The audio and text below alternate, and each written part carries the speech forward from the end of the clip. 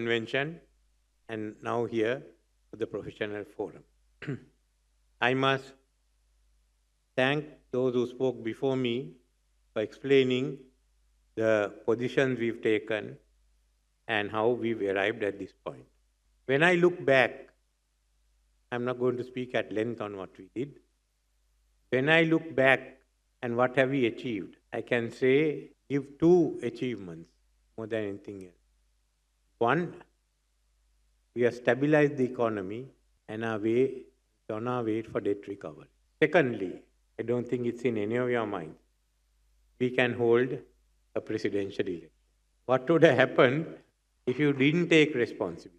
What would have happened if we just decided to pass it on?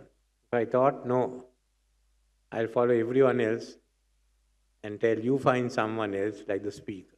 Or if the speaker is not willing, anyone else who is willing. So that I think is the second achievement, and I'm proud that you have now been given a chance of deciding what the future path should be. And that's essential. Basically, we were at war, an economic war. And as we have emerged from it, we have to decide where are we going, how are we to achieve. We have to do so in a background where people have been calling for a Venezuela, for a change. On one hand, they want a change, they want a Venezuela. On the other hand, you want stability. How do you achieve it? I had to work with a team which I didn't know before. In 1977, we formed the cabinet. We were all known to each other and we worked together with it. In 2001, I formed a cabinet, again with many of them who were known to me, and again in 2050. And here, I worked with a group of people known to me personally, but not having worked with me. What did they do? Well, they were part of the team that delivered the results. I couldn't have done this by myself. Whether it be the officials or whether it be the ministers, we formed a team, a hastily assembled team. It's like in some of those war films, all of a sudden you select a few guys who are left behind and tell them go and defend or attack. That's all that we had to do. Anyway, we come to this position where with the backing of the IMF, the ADB, the World Bank, the Exim Bank of China, and the 17 OCC nations, Official Creditor Committee nations, we've come to an agreement on debt sustainability, debt relief, and on the way forward. That takes us to 2032. Now the first question before us is, do you want to continue with this or are you going to give it up? The conditions cannot be changed, in the sense the benchmarks. The benchmarks have been put as to what the government revenue should be, what our expenditure should be. Those are conditionalities. In other words, you can't change them.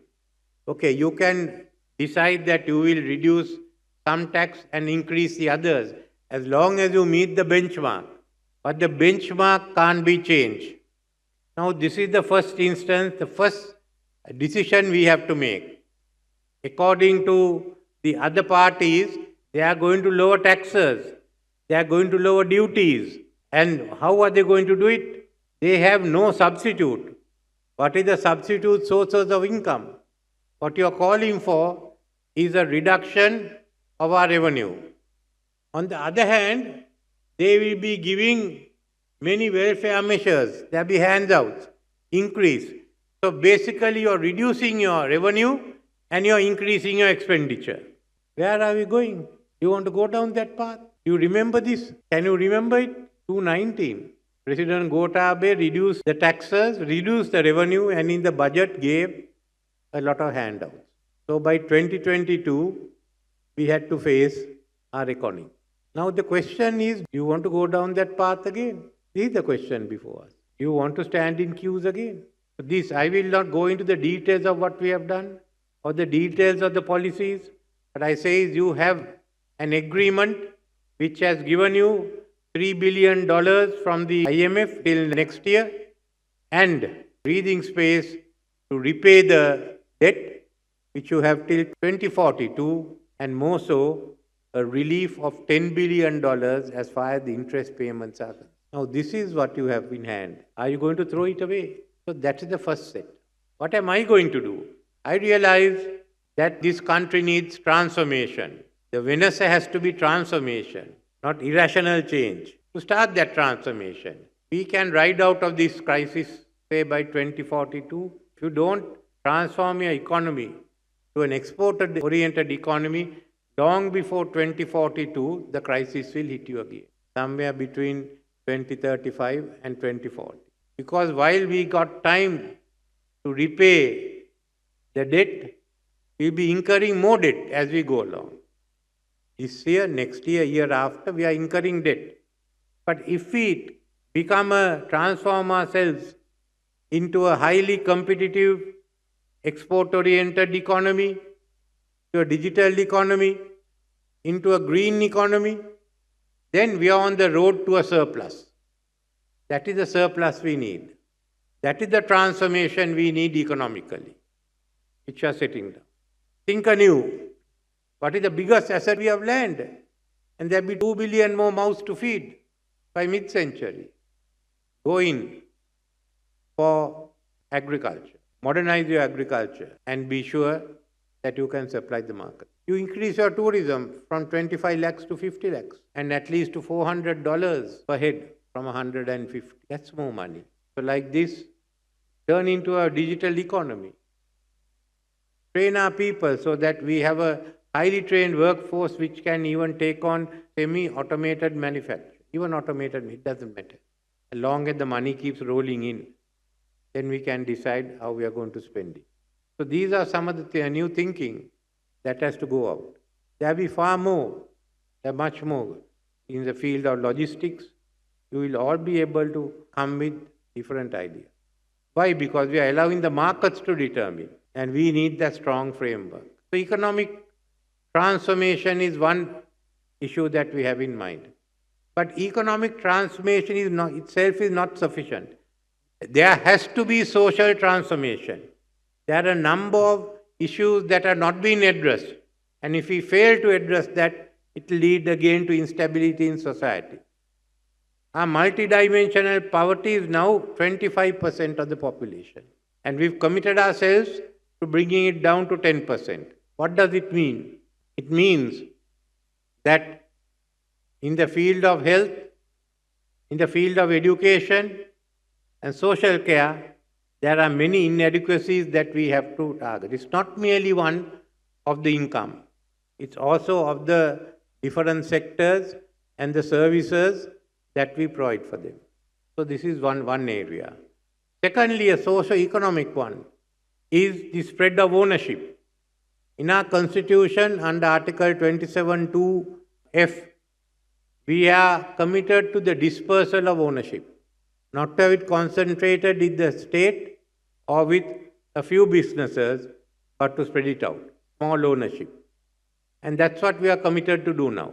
We have committed ourselves to give freehold rights to 2 million people who are permit holders under the law. You own your own land. About 250,000 apartments for low-income families to be given out to them. Again, freehold ownership. And in the plantations, we do away with the plantation agriculture to be replaced by agro-businesses. So the line rooms and the lands around it will be taken over and they will become villagers, and the people living in who have the lands there, who have line rooms there, will be given ownership. It's a tremendous transformation of ownership we've undertaken. And this won't be the end. We are looking at the Employment Provident Fund and the Trust Fund, both. You will not require all the money. The central bank won't require all that money to be invested in your bonds and your debentures. So there's money available for investing. But to do so, we have talked with the trade unions and with the employers. So that's another way of ownership. Our National Wealth Fund and strengthening the cooperatives. Also making concessional funds available for low-income families to purchase their apartment. So this is the socio-economic part. There's much more to be done. Take the case of women. They form the majority in this country. but they are underrepresented and their rights are not adhered to. So we brought the Women's Empowerment Act, which will be enforced in the next year, 2 years, 3 years, and it will apply both to the public sector and to the private sector. That's how we will be going ahead. We are looking at the other areas, especially a social justice commission, to deal with the social issues, the social disabilities that plague us. Our country still are carrying on the remnants of a feudal system, of caste, of race. All that has to be put aside. And I am happy as president, I am for the first time responsible for the election in which race, religion, caste has no place to play. It's economics. All pockets have been hit, whether you are Sinhalese, Muslim, Hindu, or Burgher. All the pockets are the same. So that's what we have here. So let's go ahead. This is an occasion where we can get together, look at the social disparities, we have to look at our child care, we are looking at the empowerment of women also means domestic violence. We've started basically women and children's desk in every police station. There is much more to be done. And finally, we must transform our politics. Our politics have failed. When this economic system collapsed, the political system that supported it has also collapsed. When you see my colleagues in the other two parties again try to rise on the old economic theories of subsidies and nothing else, it's an attempt of the dead to rise again. It can't work, it will go down. As the sun rises, the dead must again go back into the graves to which they belong. So that is what we are facing today. We have to look at the political system. Can this type of political parties continue? Can you have this type of political parties continue where the final decisions are not made by the members but by the courts of Sri Lanka? No, you can't have that. We must have a few stable political parties. Long ago, I watched a film which was done by Alfred Hitchcock, 39 Steps. I was reminded of that when I went for nomination. This is absurd. You can't go on with the system. And we have actually 2 stock exchanges in this country. You all think there's one. One is the formal one that you have here. The other is the stock exchange where we buy and sell political parties. So all that has to change. And I appointed a commission headed by former Chief Justice Depp, who now sent in the reports, the recommendations. I think all parties must be governed by one single law, the internal affairs, country like Germany or some of the other European countries. We have to bring in new laws on corruption. Everyone talks of corruption. They talk of these 400 files. I know the 400 files were there. They found 15 people to prosecute and nothing else. Everyone talks of corruption, not how to deal with it. When I took over, I told the IMF, you give us a plan. Otherwise, they will say, I am favoring one person or another. As a result, the IMF has given us the anti-corruption agenda, of which the anti-corruption law and the proceeds of crime, one has been enacted, other has gone to Parliament to be enacted. There are about 6 or 7 pieces of the legislation that we have to implement. I also want to bring the Parliamentary Standards Bill like in UK, where we as MPs, we are held responsible for what we do. We have to answer to the House. People can move against us. These are some of the dangers that we have to bring. So let us change the political system. Let's transform the political system. Let's transform the social system. And let's transform the economy. All these have to go hand in hand to ensure the younger generations will have a far better future and a more stable future than what we had to enjoy. I always end up with the story of the minister in Vietnam who came and asked me in 1991, when I was the Minister of Industries, how do you get foreign investment? We have no foreign investment, we are down and out. If we don't change very soon, we'll have to go back and meet him regarding and take tuition from him as to how to develop a country. So I don't want to take any more of your time. I know you have more questions to ask from me and the others. So I thank you for the patient hearing, and I hope you keep this in mind on September 21st.